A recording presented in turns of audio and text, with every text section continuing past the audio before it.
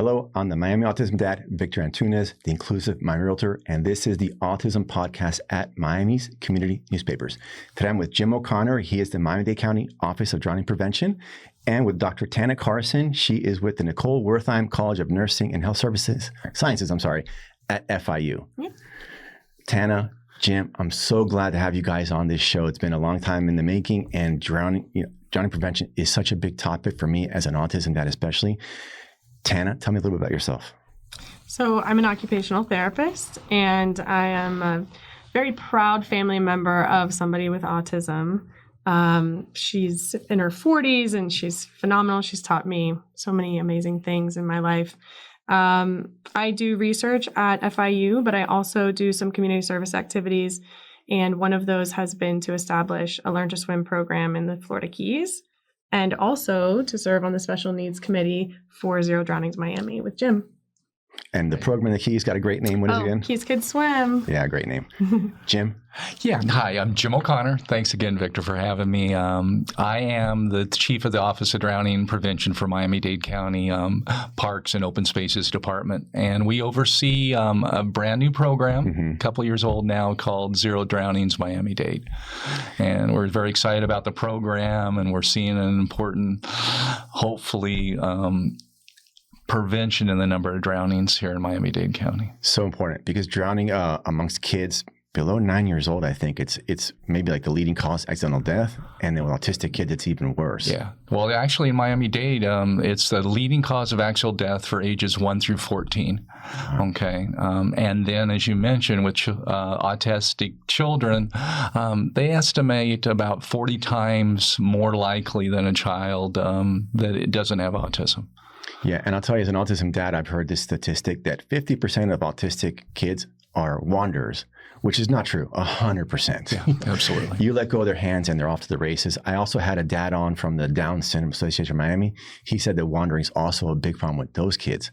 And especially autistic kids, because of the whole sensory thing, they're really drawn to water because water just feels great. No, it just feels, that's what we find out. Yeah. Yes. Yeah, it's comforting. And, in Miami-Dade County, look 10 feet and there's a body of water, whether it's a pool, a lake, a canal, what have you. Right. Yeah. So, Jim, how did you get into this, what you're doing right now?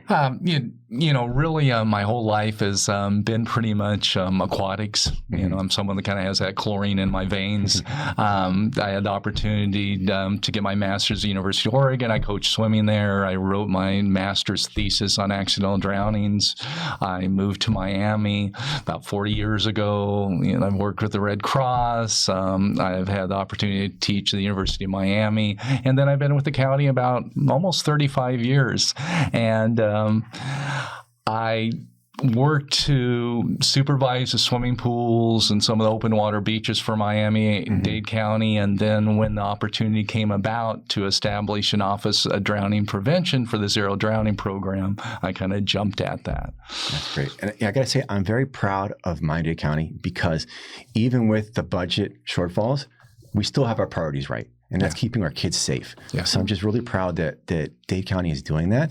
And then you've also got private organizations like there's Sabrina Cohen. She spearheaded Adaptive Beach Days on Miami Beach. And they've got these big wheelchairs with the big tires that float, and they got these special mats they put out. So that's awesome.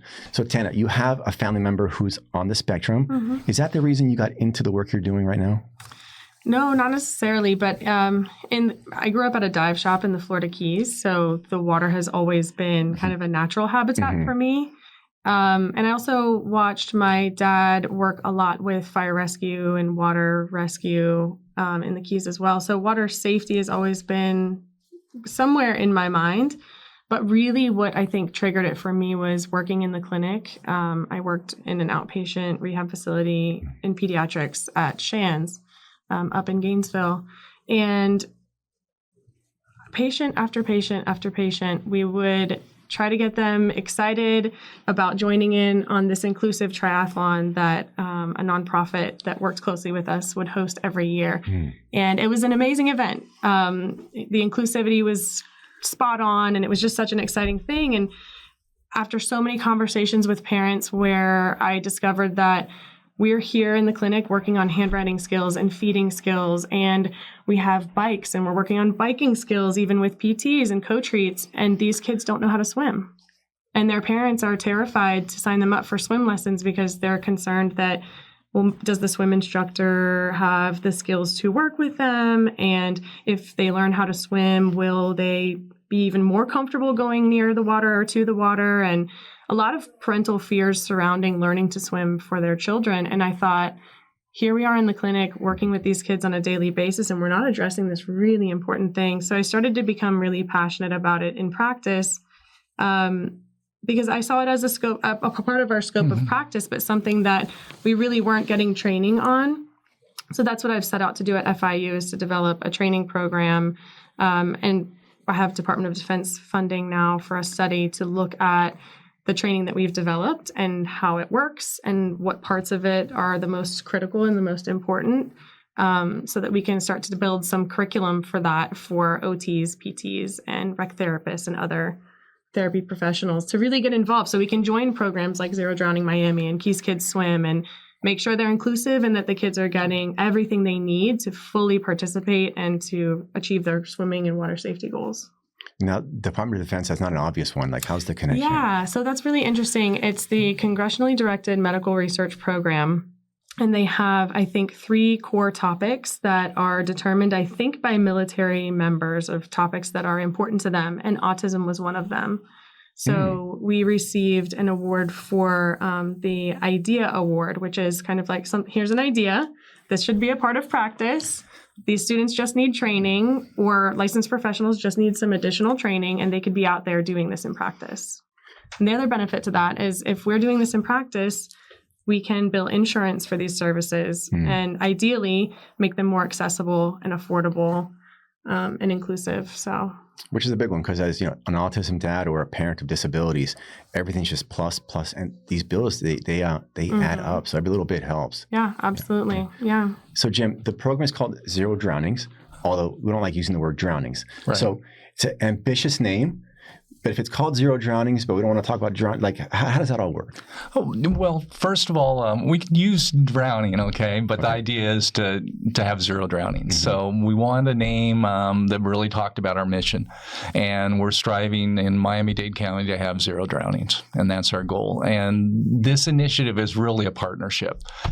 So I just want to mention a little bit about some of our key partners. The Children's Trust is one of our stakeholders, of course, the county, Miami-Dade County Public Schools. The Miami Foundation is our kind of fiscal agent. United Way is very involved with this program, and also on a national and local level, the American Red Cross. They've really kind of helped us with our curriculum and for the program, and we've worked with them to develop programs not only here locally but nationally. I gotta say that I'm a lifelong swimmer, but my wife completely non-swimmer, and yet both of our kids they're swimmers, 8 and 6, and I think that it all begins with the parents. Yeah. So what are we doing to reach out to the parents to get them into the programs, to get the buy-in? Well, hopefully, shows like this just calling attention to the importance of drowning. People don't necessarily recognize the hazards that are associated with the water. And so we need to recognize that. We need to talk about, no one is ever drown proof. Even an Olympic swimmer can drown. So we talk about a layer approach, okay? It comes down with education, but we talk about the swim lessons. We talk about water safety. We talk about barriers, fences, alarms, and just always watching your children in, on, and around the water. That's so important. And you begin with kids at 4 years old? For our program, we do, okay? There are other programs where we talk about water adjustment and preschool programs. I know our General Parks program, they'll reach younger children at age 2. Some of the swim schools around the county will start at age 1, more of a water adjustment. But with our program, because it is considered a field trip, okay, we start at age 4, okay, and then that's primarily for Head Start centers, daycare centers throughout the county, and then we also have kindergarten children from Miami-Dade County Public Schools that we bus into pools all over the county, really, for swim lessons. That's fantastic. I'm also thinking just culturally, Miami, very diverse place. Major languages are going to be English, Spanish, Creole. Are we reaching out to people in other languages as well? Yeah, that's one of the things that we've mandated with our program. Everything has to be in 3 languages. So the registration process, the parents have the opportunity to register their child in all 3 languages. The water safety component, because we need to also, besides educating the child in water safety and water safety skills, we need to educate the parents. So we have an online course that we've developed, and we use the Red Cross material for that in English and Spanish, and we worked with them to develop the first online Haitian Creole course that's not only used here in Dade County, but now nationally throughout the United States. As long as we're on the topic, this online course, how do parents access that? Basically, they can go to our webpage. Okay, we're kind of under construction right now. You're going to see a brand new web page in about a month, so we're very excited about that. But it's zero drowning, so it's plural. Miami-Dade.org. Okay, that's great. Tana, you're on the research side. As far as like the course curriculums, things like this, how are we adapting them for kids with autism or maybe other physical disabilities? Right. That's a great question. So the Red Cross really says this very nicely, I think, in all of their trainings, that for anyone, regardless of whether you have a diagnosis or not, even thinking about the aging process, right? Accommodations and modifications should be made as needed. So that's really the place that we come from as Red Cross swim instructors or swim instructor trainers, that anyone who needs an accommodation or modification should be offered that opportunity. And so the difference between those 2 terms, I think, may be important to identify. So an accommodation is maybe changing the time of your session. So I had a little swimmer one time that was scheduled for the morning slot. That just so happened to be the same time that the landscaping crew was there with the weed whackers and the blowers. So he was sitting on the pool deck covering his ears and crying and not able to participate in the session. The landscapers were able to move their time for the 2 weeks that we were there, which was huge. But if they couldn't, then we could adjust our time. That's a great example of an accommodation. A modification would be maybe changing the way a certain stroke pattern is done, right? Or the expectations of the skill itself. So I think those 2 things are really important to consider. And those are 2 easy things that somebody could implement in a swim program. Now, something I want to talk about, to put this like at the real person level, is it was June or July, a little boy, he wandered away from home and he drowned, and he was 9 years old. And I saw his photo. He was a very physically fit little boy, and he hadn't been taught how to swim. So I'm wondering, obviously, these kids are falling through the cracks. So what do we do? I mean, this podcast does get good reach, but there's 3 million people, and I know that all 3 million people aren't watching this podcast. And the mother was Haitian, so I'm sure that there's gonna be a disconnect there just with the greater community, because all she spoke was Creole. So how do we reach those people that it's all a foreign language? Well, I think there's 2 questions there, right? How do we keep kids from falling through the cracks? And I've thought long and hard about this. I know Jim's thought long and hard about this, and that's why we're going to great lengths to create these really well integrated school and community-based programs where the pools are working hand in hand with the schools to make sure that kids are bused as a part of their school day. I think that's a big factor, especially in South Florida, where the cost of living is high. People are working 2 and 3 jobs. Both parents are working to make ends meet. So not only the accessibility financially, but even logistically of getting your kids to and from the pool for swim lessons, all of that's taken care of if it's a school and community integrated program. And so we're working really hard to make sure kids don't fall through the cracks by creating this infrastructure at kind of like the district and county levels. Yeah. Drowning is preventable. And and Tanya just mentioned, why don't parents sign the children up? One, they don't recognize some of the hazards associated with water. They may be scared of the water. If they're a non-swimmer, their child is more likely not to take swim lessons. So hopefully we can educate the parent too. We have adult classes, not through our program, but, through other programs that are out there. And then, it's It's free. Okay. It's during the school year. It's a field trip. We want to get them as young as we can, just because, you see kind of particularly in swimming pools, a much younger child that kind of drowns in swimming pools. So try to get it as soon as we can. And then really get the schools on board to keep with the education, to help the parent and the parent on board too. Now, you're only one person. Only one person. I'm sure there's people in your department, but it's not enough because there's 3 million people, and I'm sure there's a budget for what you guys are doing. So if, let's say your classes are full and the parents want to get you, what's like plan B for those parents? Well, it's two aspects. Okay. So we're looking at just right now, 4-year-olds and kindergarten children. We may expand. We're growing every day. Okay.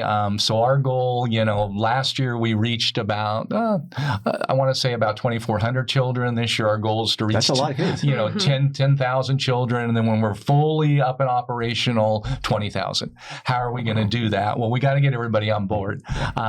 We've got, Miami-Dade County, City of Miami pools. We have a private swim providers, Oka Aquatics there. The other municipalities are coming on board, as soon as possible. It's an easy sell, because it's so important.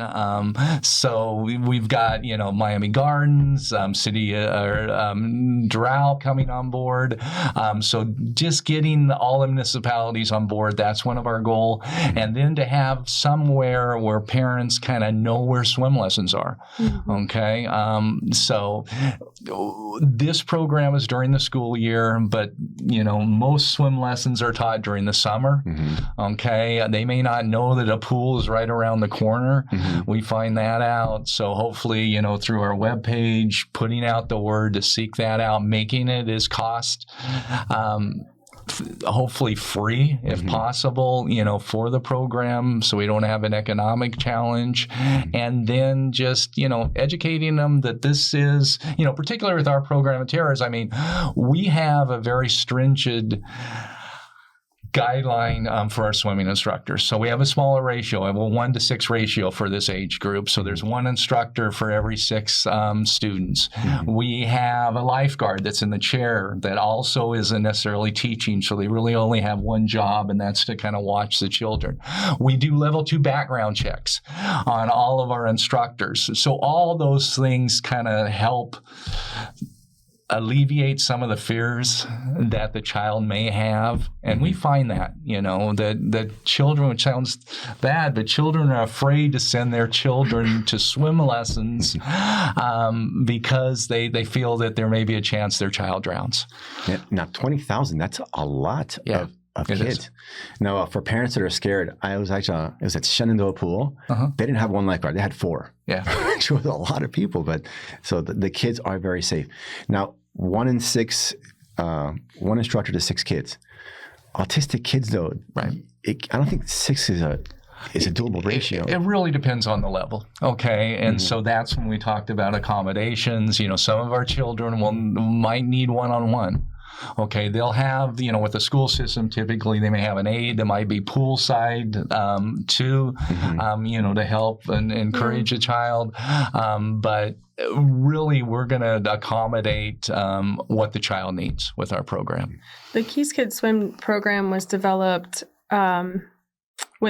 and it's much smaller, right? We're serving 60 to 70 kids at each school. So our numbers are very different from the Miami-Dade numbers, but we do have the luxury of having even smaller ratios and then again, flexing them up or down. So we typically do 1 to 3 for the kids who are really learning to swim. The kids who have beginning swimmer skills might be in that 1 to 6 ratio. Yeah. And then kids who need one-on-one support are getting one-on-one support. Some kids even need 2-on-1 support where they have a swim instructor, and then maybe their RBT from school is also getting in the water and helping out. So, and I think you guys function the same way, where you flex the ratios to meet the individual needs of each swimmer. And then logistically, the swim lessons, you start on a Monday. How many weeks is it? How many days per week? I think we have the same schedule, 2 weeks, 10 days. That intensity, I think, makes a difference. Yeah. And also just the repetition. Okay. Yeah. And we found, we've tried some programs where it's every Saturday, Right. and the kids tend to forget, some of the skills that they learned last Saturday, so if we can do it every day, we love that option. We also, in all of our programs, it's just not the swim lesson or the water competency. We have to incorporate water safety. We have to educate the child about, wearing life jackets.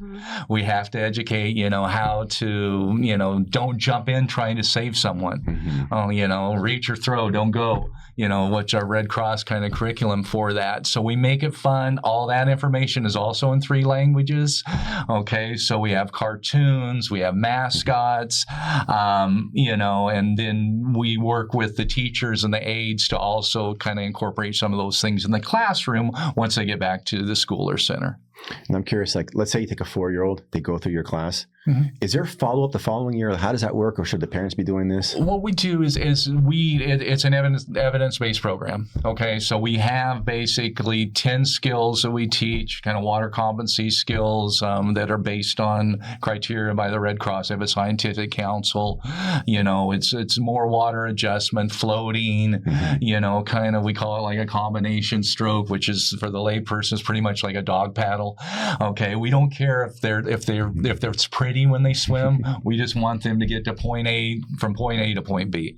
Okay, so those are some of the skills. And then we have a pre and post test, okay, that we measure. And essentially what the pre and post test is a child jumping in, being able to turn around, make it back to the side and get into a position of safety. Either crawl out or hold on to the side and call for help. And, that's our goal. And last year we were able to, about 78% of the children that participated in our program passed the post test, okay, of being able to do those skills after the 10 lessons. That's great. We have regularly scheduled field trips to the pool for every grade at the end of the year. So we have a really nice kind of like built-in touch point to see if they've retained the skills year after year. And I would say that we had pretty solid retention, but there's room for improvement. And I think that goes again to access to community pools throughout the year. So, some families might get priced out of being able to practice swim lessons. So we've come really far with being able to get these kids in and get them the skills they need, but there really does have to be a fair amount of follow through. And you hear about it all the time up north where people actually have seasons, but the cold weather months hit and kids forget their swimming skills. So they need like a little refresher course before summer. And so I think we're really fortunate down here to be able to swim most of the year. And so I think really finding ways of getting kids back to the pool after these swim lessons is also important. And we kind of find it's also a neat feeder system for other like summer programs, for example, with our parks department.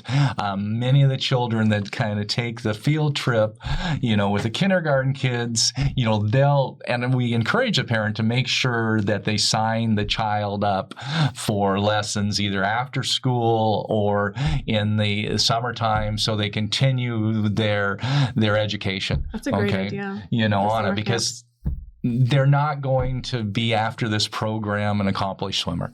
Okay. It's going to be able to, our goal is if they fall in the water, be able to get, back to a position of safety. And so we want them to keep continuing. And hopefully because of our program, some of the fears we talked about that the parent has, now they're more apt to sign their children up for formal lessons, during the summer after school or through some other programs out there. That's a great point. Yeah. And Jim, you said you had a 78% success rate. Now, the ones that didn't successfully pass the course, what held them back? It really depends. We have individual goal setting. Okay. I mean, we've had children so scared of the water. Okay. It's been a major accomplishment from the top level of the bleachers, after the 10 classes to get them to kind of put their feet in the water. Exactly. Okay. And then we also have, certain children that right now just may not have some of the motor learning skills at that age to kind of do some of the skills that we need them to do to pass it. We actually did a research study on a 5-day swim program from an organization called I Can Shine and I Can Swim. They're a fantastic nonprofit that provides adaptive only swim lessons. And so they'll work with nonprofits in counties, and they've done this all over the country and also I think some internationally. So we worked with them to analyze some of their data, and they were able to make really impressive measurable gains in just 5 days of intensive swim lessons. But the two biggest factors that were predictive of whether or not as far as we could tell, were fearfulness, like Jim is saying, and then also the kids that just maybe need extra time. Yeah. And so I think the points that he's making about, okay, if that's your swimmer and they're the one that were so fearful that this program was instrumental in getting them over that fear, now they're willing to do swim lessons, then I think it just goes back to your point about following up and having additional opportunities, whether it's summer camps or additional swim lessons or additional school-based programs or community-based programs to get back in the water and build on the skills that were at least started in these programs. Now, we have fearful kids and fearful parents.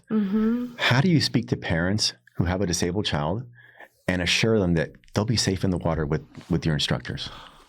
You have to really talk about the program itself, okay? And we talked about the ratios. We talked about having certified Red Cross instructors, okay? We talked about having a lifeguard that's in the chair, too. So we have that whole layered approach. We also, we screen all of our instructors with level 2 background checks, and so they can kind of check that box. We get the parents and the teachers on board that have done the program before, and hopefully as we continue to do, we have some great videos with some parent testimonials, and we have parent feedbacks. When you go to our our webpage, you're going to see a parent video where parents will just talk. I'm totally scared of the water, and now my child is having a great time in the water, and they are so much safer than they were prior to being in this program. So.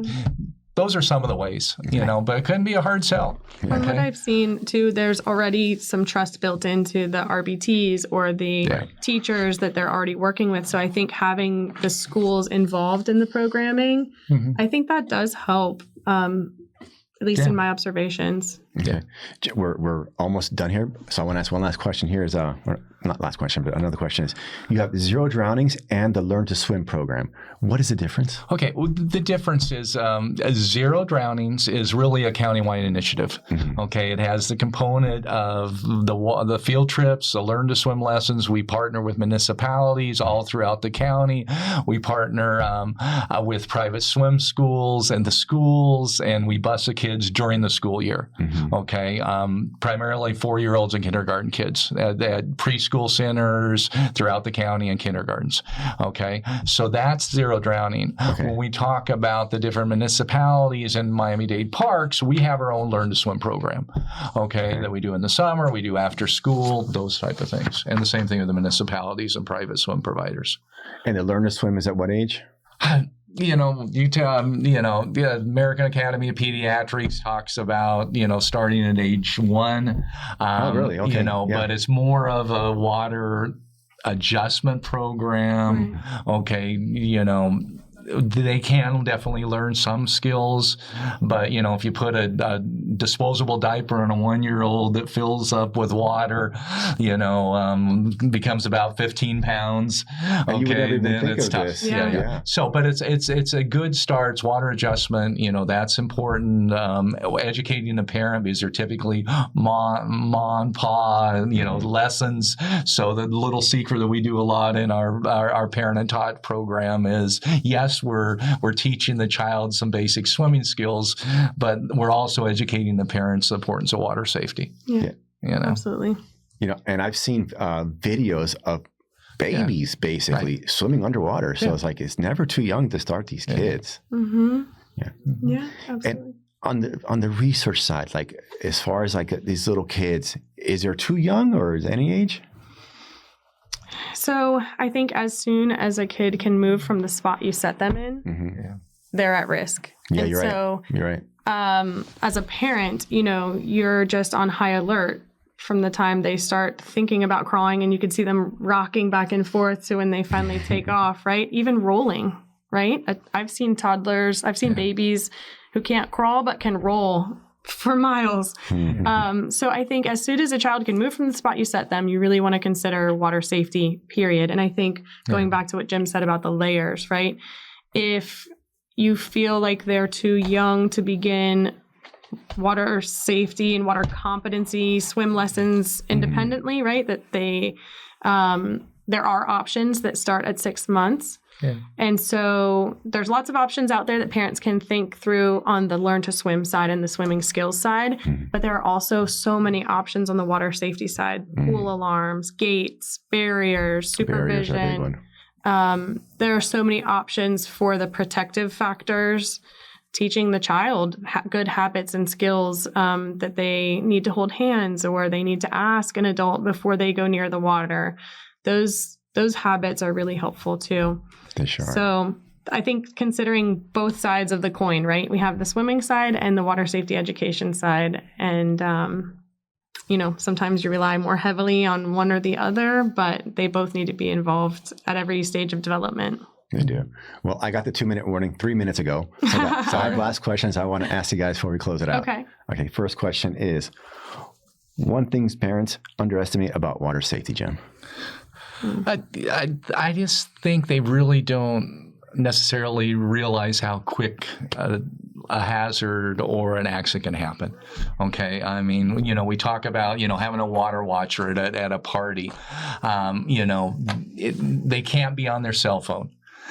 They can't go in and pick up a load of laundry out of the washer, because it really only takes, 30 seconds for a child to be totally submerged in the water.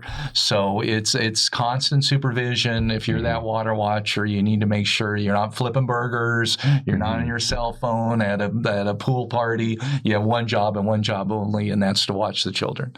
Okay. That's a big one. When I was 5, I almost drowned, and there was no water watcher, there was no lifeguard, and I'm looking at my family, they're all having a good time, and I was literally drowning. And then my brother, he saw me and he rescued me. But there was no water watchers, and that's a big one. Before I started this work, my son fell in our pool during a family barbecue, and that miscommunication, even when you think you're watching and you pass to someone else and you run inside, there has to be that eye contact, that meaningful passing of the baton for supervision. That's very different than a quick, hey, I'm going to run inside and grab something. And that's when it happened. Luckily, another adult at the party went, is he supposed to be that far down in the water? And he was little, and they just pulled him out. Oh my goodness. That's Thank God. Yeah.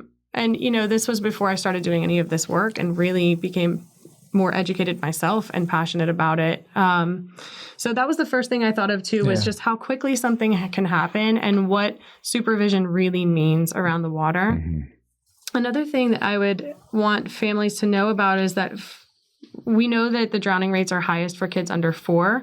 We do have some good state funding now, the Water Smart Florida program, where there are vouchers for kids under 4 to get some of those, I think, those really important sessions of the comfortability in the water, and the parents to get some resources on water safety as well. It's a great way to get started. That's great. And you're going to find, some very, with Miami-Dade Parks, for example, our summer lessons, our lessons range from $10 for 10 lessons to the highest we charge is maybe $60. Okay, so $1 lesson, and which is quite a bargain. Yes, and one of the neat things, that's coming with the legislature this year is they're going to expand the program.